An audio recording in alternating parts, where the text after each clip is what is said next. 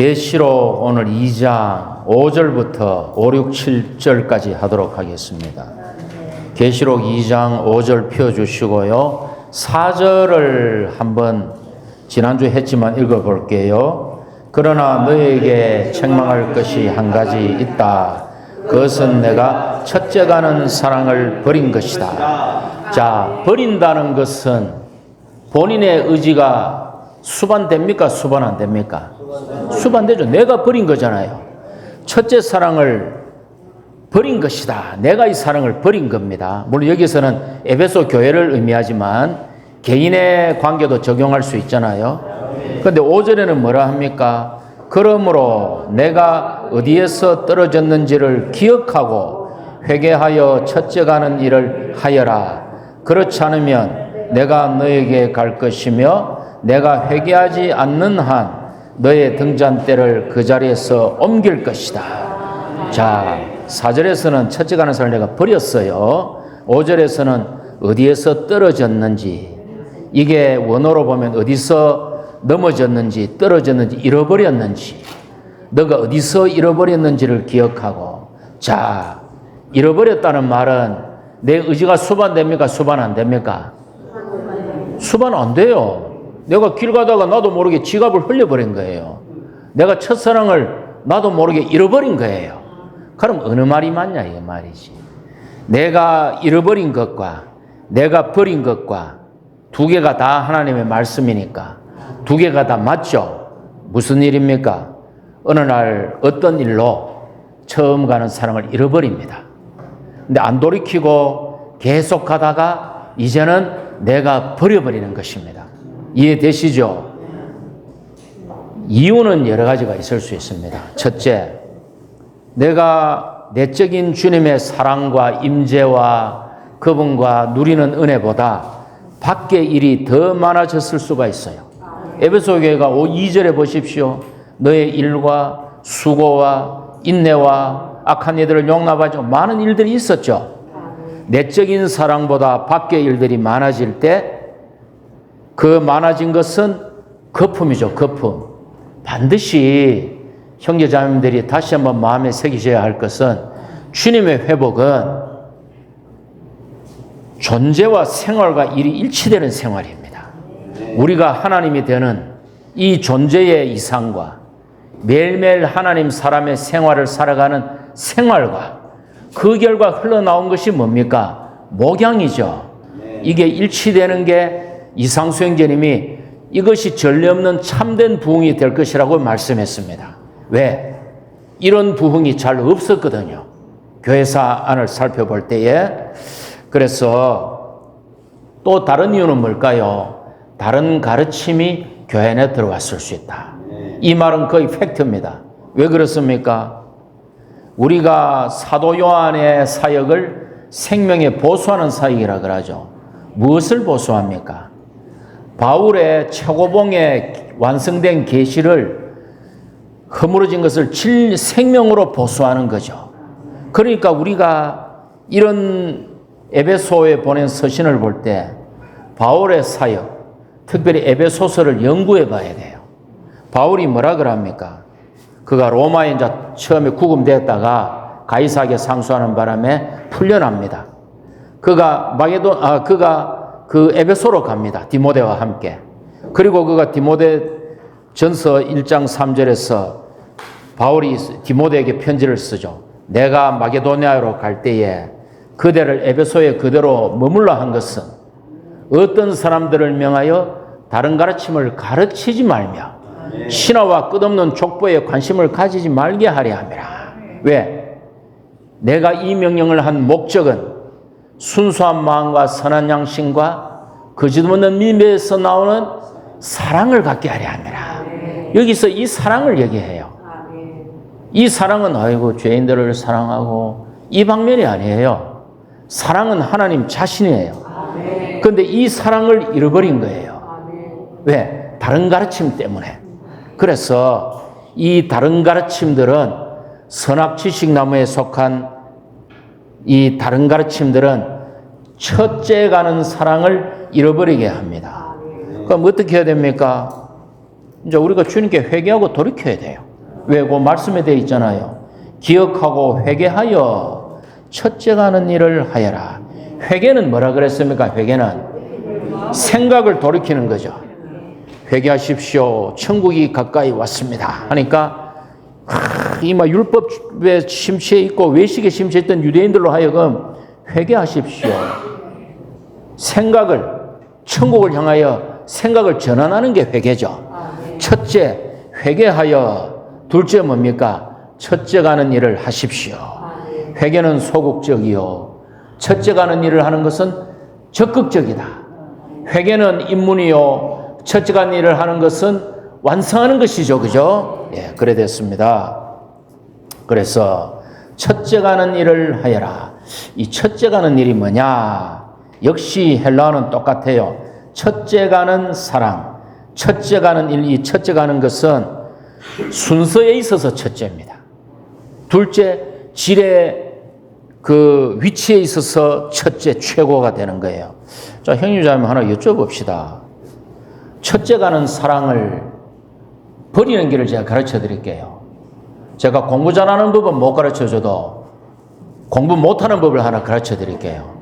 공부를 못하려고 그러면은 남 공부할 때 놀면 돼요. 그럼 내가 공부를 못해요. 남 공부할 때 놀면 공부를 못해요. 둘째, 남 놀 때 또 놀면 돼요. 그럼 공부를 못해요. 셋째, 수학 시간에 영어 공부하고 영어 시간에 국어 공부하면 그 사람은 100% 공부 못해요. 제가 공부 못하는 법을 가르쳐 줬습니다. 그럼 공부 잘하는 법은요, 반대죠. 공부 잘하는 법은요, 반대죠. 그죠? 남 공부할 때 나도 공부하고 남 놀 때 또 공부하고 수학 시간에 수학을 집중하고 영어 시간에 영어를 집중 공부 잘해 이 사람은. 자, 그러면 자, 첫째가 하는 일이라는 말이 첫째, 순서에 있어서 첫째입니다. 둘째, 위치와 품질에 있어서 첫째예요. 그럼 제가 첫째가 하는 사랑을 잃는 법을 가르쳐 드릴게요. 주님을 첫째 위치에 안 두면 돼요. 오늘 주일이에요. 30년 만에 국민학교 동창회가 있어요. 그거 가면 돼요. 그럼 그거를 첫째 위치에 뒀잖아요. 그 사람 첫째가 하는 사람을 잃어버려요. 둘째, 가족 모임이 있어. 눈치 보고는 다 가족이 화목해야 되니까 제사상 차려놓고 나는 절 안 하고 기도하면 돼. 물론 상황 따라 그걸 할 수 있습니다. 과도기적으로. 혹은 여러 가지 우리가 비유들, 요런 거는 좀 자매님 교통을 어렵기 때문에 취소할게요. 어쨌건 우리가 주님 앞에서 언젠가는 처리받아야 될 문제니까, 이건 장기 프로젝트로서. 그러나 어쨌건 우리가 주님의 다른 것들을 첫째 위치에 두면 그분이 최고의 위치가 안 되고 그분이 우리 안에서 최고가 안 되고 그럼 첫째 사랑 잃어버려요. 그럼 이거 반대로 하면 첫째가 하는 사랑 찾을 수 있죠. 목숨을 걸고 주님 사랑하면 됩니다. 제가 주일날 암송하고 있습니다 하니까 어려움 되는 지체들이 있을 거예요. 근데 어려움 될 필요가 없어요. 내가 그 말 안 받으면 되고 곽영재가 300구절 외운다 하면 나는 10구절은 외워보자. 이러면 되잖아. 안 된다 생각하면 이 세상이 다 안 돼. 나는 10구절만 한번 외워보자. 그러면 되잖아요. 10구절 냈기 되잖아요. 우리가 항상 진취적이라 해야 됩니다. 그죠? 자, 그래서 상 넘어가가지고 첫째가 하는 일은 뭡니까? 그러면은 첫째가 하는 일이 뭔가 하면은 첫째가 하는 사랑과 연합되어 하는 일이에요. 또 첫째가 하는 사랑을 되찾는 일이 첫째가 하는 일입니다. 됐죠?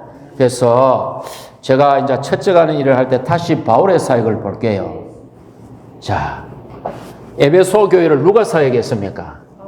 바울이 사역했고 그것을 보수한 사람이 요한이잖아요. 그러면은 에베소서 3장에서 바울이 에베소서 3장에서 제가 읽어도 이런 말을 합니다. 에베소서 3장에서 바울이 뭐라는가 하면 왜?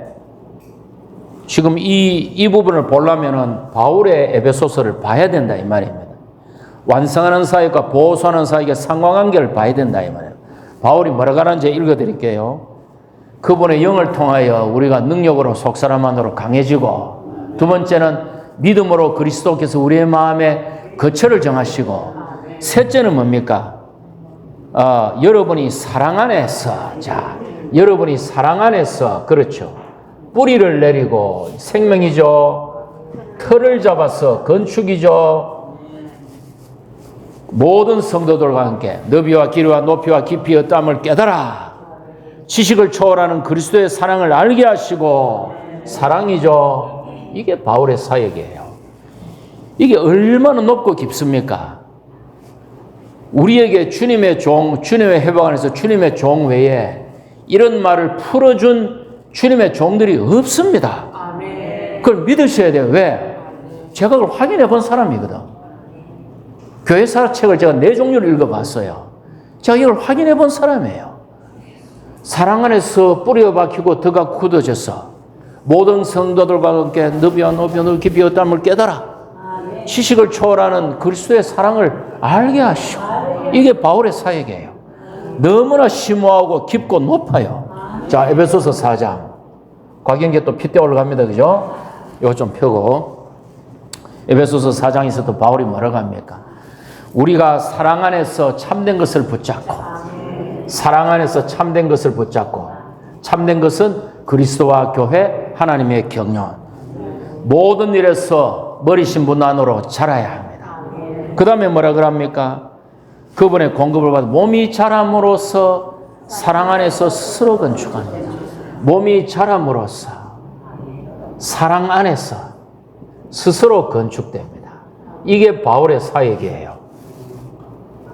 그런데 이 사랑을 에베소 교회가 불과 몇 년 만에, 바울이 AD 67년에 순교했는데 이걸 쓸 때가 AD 한 90년 언저리니까 4반세기 만에 바울의 모든 사역이 다 상실돼 버려요. 4반세기 25년 만에 바울의 모든 사역이 다 상실해 버렸어요. 그러니까 여기서 요한이 어떻게 보수합니까? 첫째 가는 사랑을 너희들은 버렸다. 이것을 되찾는 첫째 가는 일을 하여라. 이렇게 얘기한 것입니다. 아멘. 주 예수님, 이제 어디로 갈까요? 그래서 또 거기 봅시다. 내가 너에게 갈 것이며, 이거는 주님이 다시 오시는 것이 아니고 주님이 에베소 교회를 심판하러 오시는 것입니다. 심판하러 오셔서 등잔대를 회개하지 않으면 옮겨버리는 것입니다. 어떤 사람이 부도가 나면 누가 옵니까? 어떤 사람이 부도가 나면은 빚쟁이들이 오죠. 와서 뭐가 마지막에 누가 와요? 법원에서 와서 딱지를 붙이죠. 그 오는 것은 심판하러 오는 거잖아요. 그러니까 주님이 온다는 것은, 에베소에 너희들 심각하네. 심판해 주러 오셔가지고 회개하지 않으면 주님이 등잔대를 옮겨버립니다. 자, 이 땅에 교회의 간증이 없어집니까? 안 없어집니까? 이 온 땅에서. 온 땅에서 교회 간증이 없어집니까? 안 없어집니까? 안 없어집니다. 그리스도의 초림부터 그리스도의 다시 오심까지 온 땅에는 항상 교회의 간증이 있습니다. 그러나 금등잔대는 옮겨질 수 있다. 포항교회가 주님 앞에 똑바로 하지 않고 교회 안에 세상이 가득하고 우상과 간음이 가득하다면 책임 형제들이 어디 가가 술이나 먹고 담배나 피면 어떻게 되겠습니까? 회개하지 않으면 교회 간증이 옮겨지는 거예요. 복음을 안 전해가지고 1세대에다 주님 품에 가면 너희들이 복음을 안 전했기 때문에 등잔대가 없어지는 거예요. 맞습니까? 예. 오, 주 예수님, 아멘. 6절로 뛸게요. 같이 읽을까요? 그러나 너에게 다음과 같은 것이 있는데 곧 내가 니골라당의 일을 미워하는 것이다. 나도 그것을 미워한다. 니골라당의 일이 나왔습니다. 에베소 교회에는 3가지 일이 있었습니다. 자, 에베소 교회에는 3가지 일이 있었어요. 첫째가 뭐예요? 2절에 무슨 일이 있는가 한번, 2절에 무슨 일이 있는가 한번 보십시오. 2절에. 일의 종류 3가지, 일의 종류. 2절에 무슨 일이 있습니까? 너의 일이 있죠. 너의 일. 2절에 너의 일. 에베소 교회의 일이 있습니다. 5절에 무슨 일이 있습니다. 5절에는 무슨 일이 있어요? 첫째 가는 일이 있죠. 첫째 가는 일. 5절입니다. 자, 이제 6절에는 무슨 일이 있습니까? 니골라당의 일. 니골라당의 일. 에베소 교회에는 몇 가지 일이 있었다? 3가지 일이 있었다. 너의 일은 에베소 성도들의 교회의 행위고, 근데 첫사랑과 유리되어서 했죠. 주님 보실 때, 내가 이런 많이 했는데 나를 사랑하지 않는구나. 응? 너가 참 모든 것을 열심히 했는데 너가 나의 아내인데 나를 사랑하지 않는구나. 실격. 첫째가 하는 일 합격. 니골라당의 일은 불합격. 왜? 이것은 주님께서 원하시는 행위. 이것은 너희들이 많은 일을 했지만 첫사랑과 유리된 좀 꾸짖음 받아야 될 일. 니골라당의 일은 교회를 파괴하기 때문에 불합격. 맞습니까? 자, 니골라당의 일의 기원을 제가 좀 지금부터 설명드릴게요. 1세기, 2세기에 이그나티우스라는 사람이 있었습니다. 이그나티우스는 안디옥의 장로였어요. 1세기, 2세기에 그가 누구에게서 배웠느냐? 베드로, 바울, 요한에게 배웠어요. 왜? 안디옥의 장로였잖아요. 안디옥에서 누가 사역했습니까? 바울이 사역했잖아요. 그가 바울에게 배웠습니다. 요한이 나중에 AD 70년에 예루살렘이 파괴되고 안디옥 에베소에 왔잖아요. 그는 요한에게 배웠어요. 그는 베드로의 제자이기도 했습니다. 그는 아주 영적이었고 우리에게 본이 될 만한 훌륭한 초대교회 성도였습니다. 그가 그 콜로세움에서 사자에게 던져져서 순교합니다. 그가 수레에 타가지고 콜로세움으로 로마로 압송되면서 이런 말을 합니다. 나는 하나님의 밀이다. 나는 사자의 이빨에 갈려 하나님의 순전한 빵이 될 것이다. 어이구, 이런 사람이 누가 있습니까? 정말로 우리에게 본이 될 만한 좋은 형제님이었어요. 그런데 그가 한 가지 실수를 합니다. 감독, 장로, 집사라는 위계질서를 만들어버립니다. 감독, 장로, 집사라는 위계질서를 세움으로 기독교 행정 안에 계급제도가 들어오는 문을 그가 열어버립니다. 감독과 장로가 같은 사람이에요? 다른 사람이에요? 같은 사람입니다. 바울이 밀레도에서 에베소 장로들을 불러가지고 성경에 장로들을 불렀다 해놓고 내가 성령께서 어디에 적어놨는데 성령께서 여러분을 양떼들의 감독들로 세웠다 이랍니다. 장로는 그가 생명이 자란 정도를 말하는 것이고 감독은 그의 직임을 얘기하는 것이에요. 양떼를 치는 그의 직임, 감독. 감시하는 게 아니고 뒤에서 김정희 자매저 뭐하노? 뒤에서 감시하는 게 아니고 위에서 어이구 저 양떼들이 어디 구덩이는 안 빠지나? 물은 깨끗하나? 풀은 있나? 어디 이리는 안 오나? 위에서 오버시 하는 게 감독이다 이 말이에요. 그런데 이그나티우스가 두 개를 다르게 만들어가 감독이 제일 높고 장로가 둘째고 집사가 셋이에요. 자, 장로와 집사는 누가 높아요? 장로와 집사는 누가 높아요? 이근자 자매님, 장로와 집사 누가 높아요? 장로가 높다고요. 그게 계급 제도예요. 장로와 집사는 계급이 아니에요. 장로가 제일 낮아요. 교회 안에서 섬기는 자잖아요. 저는 어디 이렇게 막 그런 들어도 변명도 못해요. 주여. 그리고 제가 뭐 그런 소리 듣는다고 밤에 잠 못 자는 사람은 아닙니다. 밤에 잘 자요. 그러나 들을 때는 조금 어떻습니까? 그러다 또 주님께 돌이키고 장로는 제일 쫄병이에요. 교회 안에서. 물론 계급이 아닙니다. 다 동일한 성도들이잖아요. 그래서 이거 큰일 납니다. 장로가 집사보다 높다 이런 거 없어요. 어쨌건 어디까지 했노 보자. 그래서 그러면 이그나티우스가 왜 이런 짓을 했느냐 유추해 봐야 되잖아요. 왜 니골라당의 문을 열었느냐 유추해 봐야 되잖아요.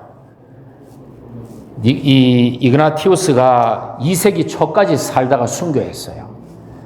초대교회 성도들이 다 주님 품에 갔겠죠. 사도들이 다 주님 품에 갔죠. 교회 안에는 이리떼들이 들어옵니다. 성도들을 약탈해 갑니다. 로마 황제는 교회를 박해합니다. 세상의 흐름이 교회 안에 들어옵니다. 우상과 간음이 들어옵니다. 자, 1세대 성도들 다 주님 품에 가셨어. 12사도들 다 주님 품에, 아이고, 베드로도 가시고, 바울도 가시고, 요한도 주님 품에 가셨어.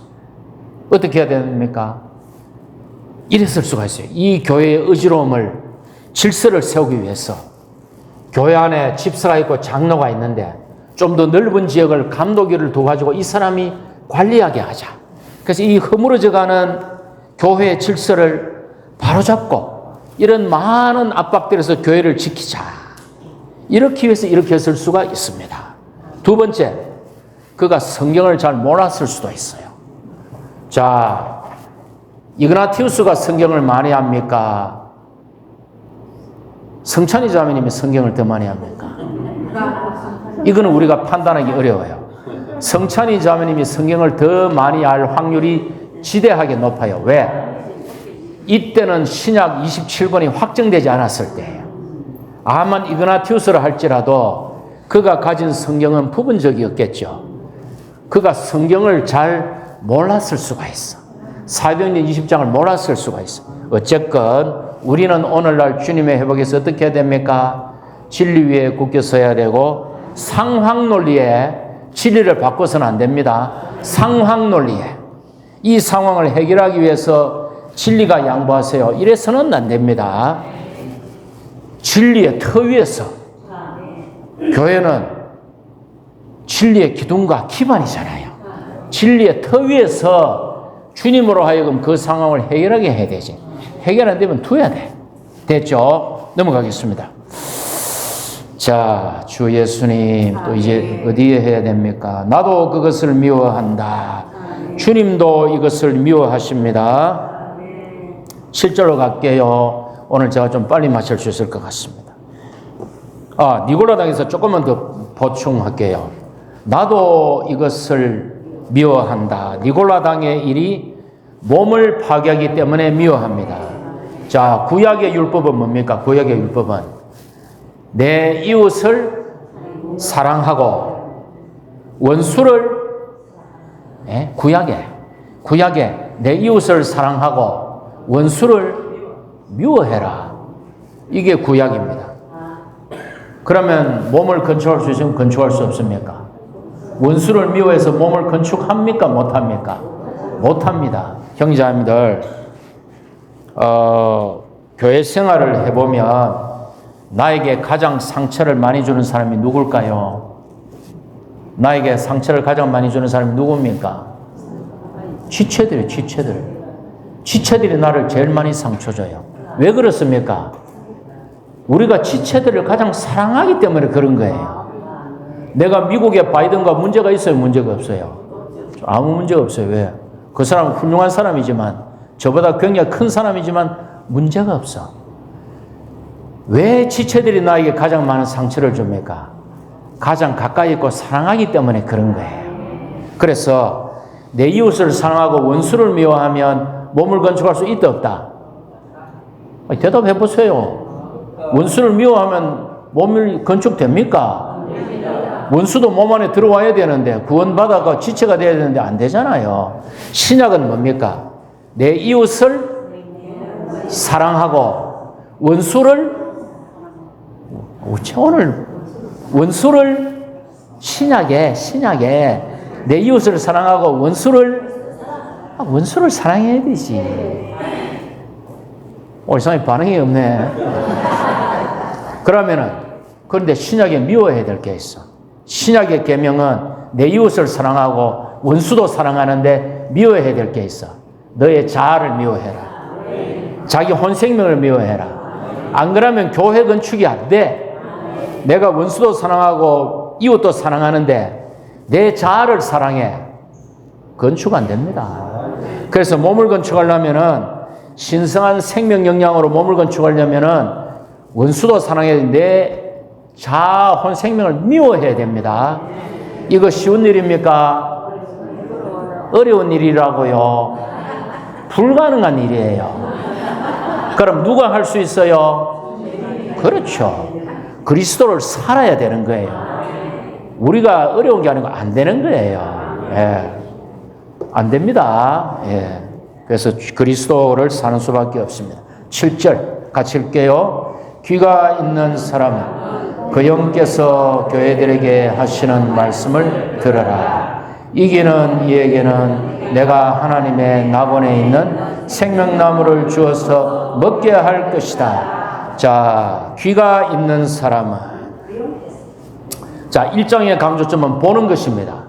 1장에는 보는 것이에요. 요한이 돌아보니까 금등잔대가 있고 인자 같은 이가 있고 그분의 눈은 불꽃 같고 머리털과 옷은 흰 양털과 같고 발에 끌리는 옷을 입고 1장의 주제는 초점은 보는 겁니다.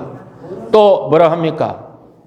19절에서 1장 19절에서 내가 본 것들이 그거예요. 내가 본 것들. 2장의 강조점은 뭡니까? 저를 보세요. 2장의 강조점은 듣는 거. 1장의 강조점은 보는 거. 2장의 강조점은 듣는 거예요. 왜? 귀 있는 사람은 그 영께서 교회들이 하시는 말씀을 들어라. 자, 에베소 교회 1절에서는 누구에게 편지했어요? 에베소 교회의 전달자에게. 7절에서는 누구에게 말합니까? 교회들에게. 1절에서는 누가 말씀하십니까? 주님께서. 7절에서는 누가 말씀하십니까? 그 영께서. 맞습니까? 1장은 보는 것, 2장은 듣는 것, 2, 3장은. 1장은 편지 서두는 주님이 말씀하시고, 편지 마지막은 그 영이 말씀하시고, 편지 서두에는 그 교회에게 편지하고, 편지 마지막에는 그 편지를 온 교회들이 이게 그 영이 말씀하신다. 말씀 안에서 섞이는 겁니다. 섞이는 거는 말씀 안에서 섞이는 거예요. 먼저 인성 안에서 섞인 후에 식사하고 그 사람 마음을 따뜻하게 해준 후에 결국에는 신성한 말씀 안에서 섞이는 겁니다. 예. 자, 이기는 이는 무엇을 이기나요? 이기는 이는 무엇을 이깁니까? 교회 안의 소극적인 상황을 이깁니다. 이긴다는 것은 뭔가를 정복하는 거잖아요. 소극적인 상황을 이깁니다. 이기는 이에게는 뭐를 줍니까? 하나님의 낙원에 있는 생명나무를 주어서 먹게 할 것이다. 자, 하나님의 낙원의 특징이 있습니다. 하나님의 낙원의 특징은 뭐가 있어야 되는가 하면은 생명나무가 있어야 돼요. 자, 예를 들겠습니다. 첫째, 에덴 동산에, 물론 성경에서 에덴 동산이 낙원이란 말은 없지만 이 동산이란 말이, 낙원이라는 말 안에 동산, 정원, 낙원이란 말이 파라데이소스라는 헬라 안에 정원, 공원, 낙원이란 말이 포함되어 있습니다. 이거는 울타리가 있는 정원을 얘기하는 거예요. 그래서 에덴 동산도 당연히 성경에서 낙원이라고는 표현이 없지만 70인역에서는 이걸 낙원이라고 표현했습니다. 헬라어로. 그러니까 이것도 낙원이라고 보면 에덴 동산 안에 생명나무가 있어요, 없어요? 있죠. 생명나무 있습니다. 자, 신약으로 옵시다. 사람이 죽으면 음부로 가죠. 음부 안에 믿는 이들이 가는 즐거움의 장소 낙원이 있죠. 낙원에 생명나무가 있습니까, 없습니까? 솔로몬 자매님, 낙원 안에 생명나무가 있습니까, 없습니까? 있다고요. 사람이 죽어서 음부에 가서 아브라함 품 안에 있는 그 낙원에 갔는데 안식의 장소에 생명나무가 있어요, 없어요? 거기는 없네. 어제 오락가락 하십니까? 여기는 생명나무가 사람 안에 있어요. 사람 안에. 곽영재가 한 100살까지 살다가 주님 품에 갔어요. 낙원에 갔어요. 지 안에 생명나무가 있어요, 없어요? 있습니다. 낙원에 생명나무가 있어요. 셋째, 이제 이 낙원은 무슨 낙원입니까?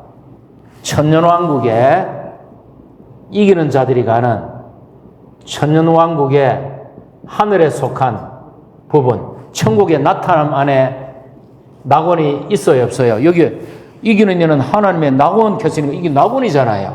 맞습니까? 이게 낙원이에요. 천년왕국의 낙원이에요. 생명나무가 있어요, 없어요? 있는 증거가 어디 있어요? 요 말씀에 하나님의 낙원에 있는 생명나무를 주어서 먹게 할 거예요. 왜? 왜 그래요?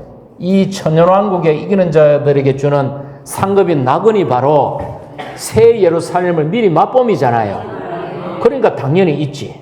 맞습니까? 네 번째, 새 예루살렘에 낙원이 생명나무가 있습니까? 없습니까? 있죠. 이제 잘 아시네. 생명나무 있습니다. 자, 우리는 거듭나서 하나님의 자녀가 된 순간부터 생명나무가 있습니다. 문제는 작년에 사과값이 비싸가지고, 우리 김정희 자매 사과를 좋아하는데, 사과값이 비싸가지고 제가 오천장에 가가지고, 그때 보금지 뿌리로 정탐하러 가가, 오천장에 가가 사과를 3만 원씩 사와가지고, 냉장고 넣고 우리 자매만 먹였어요. 비싸서 저는 안 먹었어요.